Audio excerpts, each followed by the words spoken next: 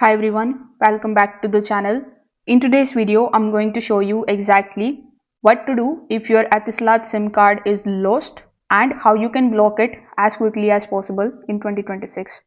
So this is very important to prevent any unauthorized calls, SMS or data usage. So the fastest way of doing it with the help of your Etisalat UAE application. So you need to open the app. You don't need your lost SIM for this because you can log in from another device as well. So here simply tap on the option of login. Then you can enter your mobile number and verify it with the OTP.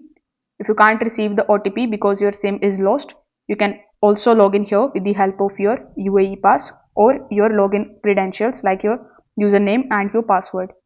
So when you log in into your account on the dashboard, you just have to go to your profile.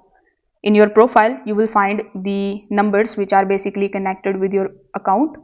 So when you select the number which you want to block, you will see the option of report lost SIM. So when you tap on the option, it will ask you for the confirmation. So as soon as you confirm it that you want to basically block the account or you want to report the lost SIM, you will be able to basically block the SIM.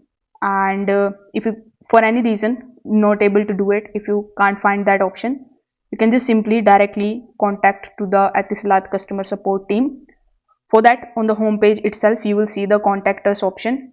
So here you can either write them an email on this email address, or you can directly call them on these given numbers, which are 125, 121, and some of the other contact numbers.